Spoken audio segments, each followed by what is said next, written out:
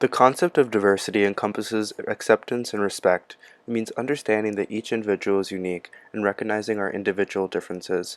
These can be along the dimensions of race, ethnicity, gender, sexual orientation, socioeconomic status, age, physical abilities, religious beliefs, political beliefs, or other ideologies. It is the exploration of these differences in a safe, positive, and nurturing environment.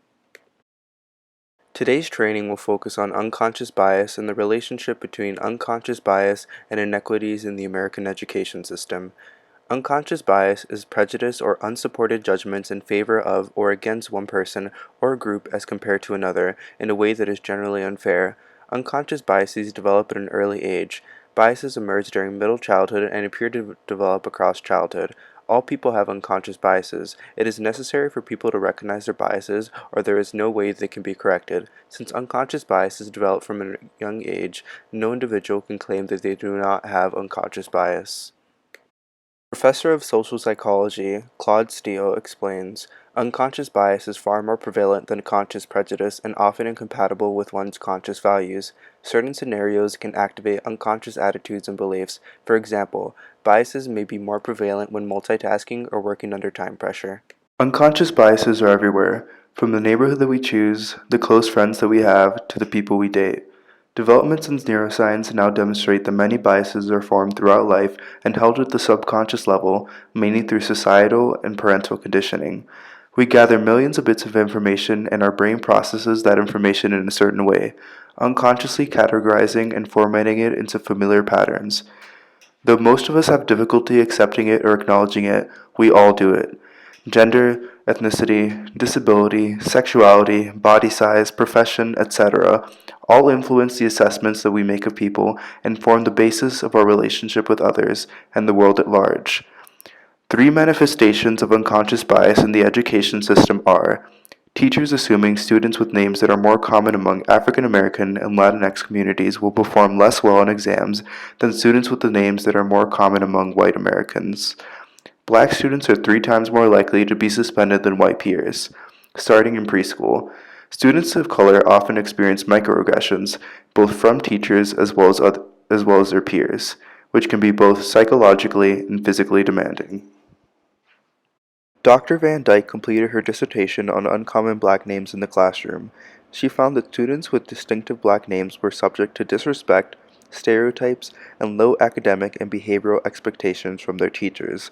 This resulted in strained relationships, changes in future career choices, and self-esteem issues, ultimately leading to fewer educational and economic opportunities for students of color. Teachers are unconsciously biased toward certain students.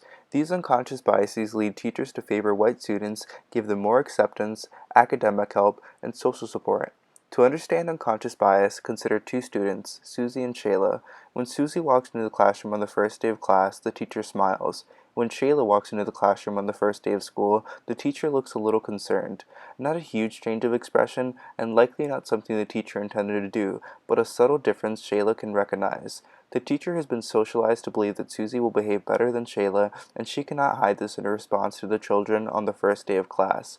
Susie did not do anything wrong. Shayla did not do anything wrong. They both showed up to class on time and ready to learn. However, Susie will have an easier time because her teacher unconsciously believed that she is ready to learn and is not worried that Susie will have lower test scores. However, Shayla will have to work twice as hard to gain acceptance from her teacher, and since she is spending so much mental effort on getting the same amount of help that Susie is automatically given, Shayla has less time to spend on her actual assignments. This understandably could result in lower test scores and an inability to focus in class. The teacher is unconsciously biased towards Susie. The teacher is biased against Shayla. Because she is black, the teacher treats her in a way that is less encouraging and open. Not all teachers will bias white students in the exact way. White students, no matter what their socioeconomic background, are given better treatment in every classroom in the United States. This is why teachers and administrators in disciplinary roles suspend students of color at a higher rate than white students. While school officials often assume that white students can learn from their mistakes without dire consequences such as suspension, minority students are not given the same treatment. School officials are unconsciously fearful of students of color, which causes them to be suspended more often. Here, Unconscious bias against minority students leads to many minority students being forced to miss days of school. Most white parents do not recognize that their children are being treated better than the parents with children of color. They think nothing is wrong and that their kid just behaves well. However, assuming the system that determines which kids get suspended and which kids don't is denying the reality that school officials are unconsciously fearful of and therefore biased against students of color. White students are given more second chances and days to stay in school than students of color, and this has an effect on academic outcomes. This is a form of racism. As many students of color know, continuously dealing with these stresses can lead to mental fatigue. Claudia Rankine addresses this in her book, Citizen: An American Lyric. In this work, she exposes microaggressions that she and many other persons of color have experienced. Dealing with microaggressions becomes part of daily life for many. They contribute to mental exhaustion, and as students, when people of color have to worry constantly about how they are being perceived and how people are acting aggressively towards them, focusing on classwork becomes increasingly difficult. Because the majority of people are biased to assume the best in white students do not have to suffer from these microaggressions.